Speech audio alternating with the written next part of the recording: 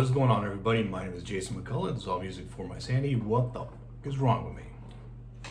Sorry, guys. Today, I've made this video a few times, and I'm just not been happy with it. I just want to talk about a condition that I was diagnosed with not too long ago called sleep apnea, obstructive sleep apnea. And as you can see, I'm not a big obese guy. You know, I'm not perfect weight, but I'm not morbidly obese at all. I'm not even obese. So a lot of people have that misconception that sleep apnea, obstructive sleep apnea, only happens to people who are, overweight. So many people have the idea, the concept that sleep apnea only happens to people that are morbidly obese, lead basically an unhealthy lifestyle. Maybe they're alcoholics, things like that, smokers. Now, don't get me wrong; those people are way more predisposed to having sleep apnea than your standard healthy athlete. So, but here's the catch, right? It's not always about that excess weight, although some people losing weight, especially around your chest and your neck, will help reduce the symptoms. But somebody like me, I've got a massive neck. I've got an 18-inch neck, which typically an 18-inch neck goes on somebody who weighs about 350 pounds. It's just actually a lot of muscle from headbanging and just my general build. So I have kind of an overbite and my jaw falls back far. My larynx, due to reflux, long-term reflux, is kind of bulky and kind of laxed actually, which is something that I'm working with. I need to go, I'm gonna be working with a vocal coach about, and that is just, it obstructs. And so anyways, I have obstructive sleep apnea. Over the last 2 to 4 years, I've watched my mental capacity, my ability to critically think and to make decisions on the fly, absorb very complicated information, multitask, that's out the window. I can't multitask at all. But I've watched it just tank. It's kind of scary knowing, because I'm a medical coder. That's what I do for a living. It was really easy when I first started, but I've watched myself struggle more and more and more. And granted, I've kind of moved up in the echelon as far as the types of accounts that I do. So I do more complicated accounts, but the theory and how everything works is still the same. But I've watched my production drop. I've watched my accuracy drop. My ability to really just make things happen is kind of just gone out the window. The other thing too is I know I'm not in my right mind. As funny as that sounds, I know that I'm not at my potential, at what my brain is not where it normally is. And again, that's scary. I got tested for ADD, which I do have, right? But I've dealt with it my whole life. But it's exacerbated so much more by the fact that I'm not getting restful sleep. I'm not getting REM sleep. I'm basically 15 to 40 times an hour. Your body kicks into fight or flight. So you stop breathing for like 10, 30 seconds, minute maybe, and your adrenaline kicks to get you to breathe. And I'll tell you what, adrenaline is a fight or flight hormone. That's going to increase your cortisol production. It's going to increase your body fat, especially around the midsection. It'll raise your blood pressure. It will affect your immune system massively. Just all these things, man. And it kind of goes back to the body's need for homeostasis, just a good balance. So, yeah. Anyways, so it just I've just watched it all tank, and you think about that. My body is going into fight or flight 100+ times a night, like I'm about to get into a fight or I'm getting shot at 100 times a night. No wonder. And it's cumulative. That's the thing too about a good night's sleep. If you don't get it, it is a cumulative thing. It doesn't reset every day. It just gets worse and worse and worse. And you just watch your brain power just drain. I have a pretty good, very mild temper. I don't really have a temper. I can put up with a lot of crap. However, I have watched my fuse get shortened. which is remarkable. I mean, it's still insanely long, but normally it's pretty much nobody can make me react. You can't make me react, not unless I want to, and if I do, it's because I was hoping this was going to happen. But yeah, I've lost my ability to think. Great example. Let's say I'm pulling into a drive-through. I'm pulling into, say, Sonic. And I'm like, okay, I know what I'm gonna get. Ask my kids what they want before we get there. We pull in, I start ordering food, and then my daughter starts talking, and my brain just locks up. I'm like, stop talking, everybody stop. I gotta do one thing at a time. Even that little bit, man, that little bit of intrusion takes it all out of me. So, I'm actually very excited and very happy that today I got my CPAP machine. And it's stupid nice, it's really cool. It's weird, man. They put it on me. I tried it out, just for fitting and all that. So mine goes right here in my nose and covers my mouth. And it's really flexible. It's nothing like what I thought it was gonna be. The headgear is super comfy, and I got the tube coming out the top because I move a lot in my sleep. So it pushes air, right? It's really weird. So you can inhale easy, actually super easy.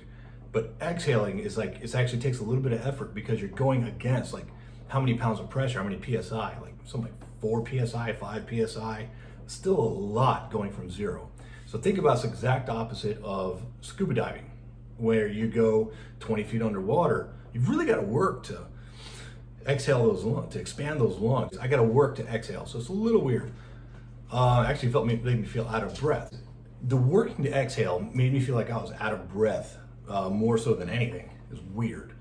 But I know that my body's going to compensate and get used to that over the course of the next day, 2 days, 3 days, maybe a week.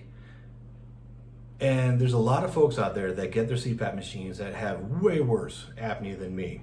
I take my health very, very, very seriously. I will do what I have to do. I don't care if I gotta sleep uncomfortably. It's still gonna be better than the sleep I'm getting now. And that is such a big part of your life. That's such a big regulator for how your body works on any given day, is how you have slept. So you get a lot of hard-headed people out there that think, oh, I don't need it. Oh, I'll just deal with it. Again, man, it goes back to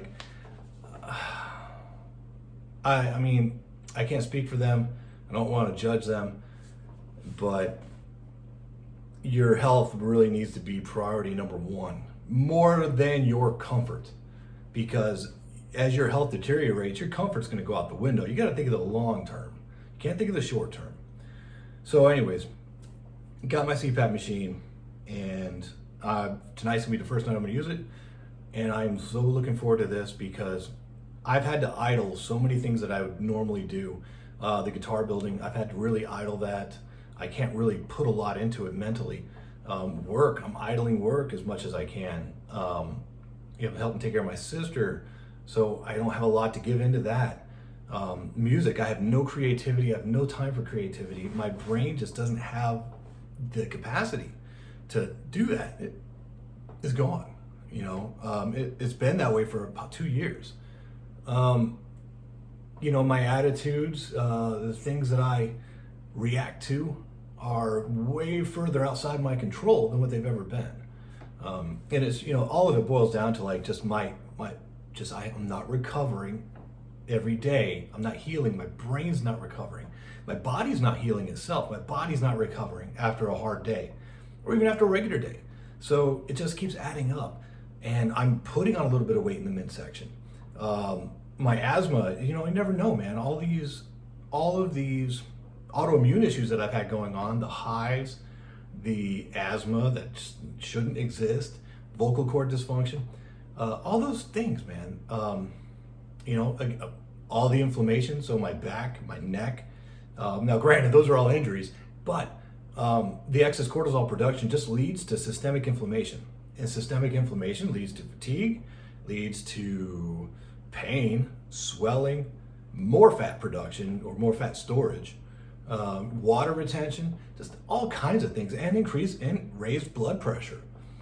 So, it just doesn't make sense when you have the option to take care of yourself, and there is something that's it might be a little bit of sacrifice, but will really increase the quality of life that you have. Man, why not, dude? I'm tired of waking up with headaches every damn day. I'm tired of sweating in the middle of the night. I'm tired of waking up 30, 40 times a night. I'm tired. I'm tired. And so if you think you might have sleep apnea, what I'm kind of getting at is you can be skinny, you can be overweight, you can be anything. It can be quite simply an anatomical issue with just the way your jaw is designed, with the way your inner workings of your throat are, that have nothing to do with lifestyle and have nothing to do with your how much work you put into your health. You could be an all-star athlete with sleep apnea. You can be a beer swilling, chain smoking COPD guy with OSA that's 120 pounds overweight. Those guys often do have obstructive sleep apnea, but it can go either way. Like I said, just look at me. I'm absolutely not obese. I weigh about 225 pounds, but that's mostly muscle. So there's nothing I can do differently that's going to help this. That's going to help my sleep apnea. It's going to stop my throat from closing on me. But yeah, guys, I'm super excited to try this out. I'm going to make it work because my family needs it. I need it. My family needs me to have it because I'm not as good of a provider if I don't have the ability to think and the ability to do all the extra things. I got a 4-year-old son and a 10-year-old daughter, man. I gotta be able to be active. Barring all of my injuries, beyond that, which I can get beyond, I gotta be able to have that ability, that capacity. I can't have that fatigue. I can't have all those overlying issues that come with obstructive sleep apnea. So again, take care of yourselves. Don't be stupid, and I mean that, don't be stupid. If you think there's something wrong, you have to be your own advocate. The healthcare system is not gonna take care of you. You need to push, and you need to be the one that is advocating for yourself. Be your own advocate. Don't be stupid. Take care of yourself. Take care of your health. All right, guys? All right, that's it for me today, and I'll talk to you guys later. Once again, my name is Jason McCullough. Music for my sanity. What the fuck is wrong with me?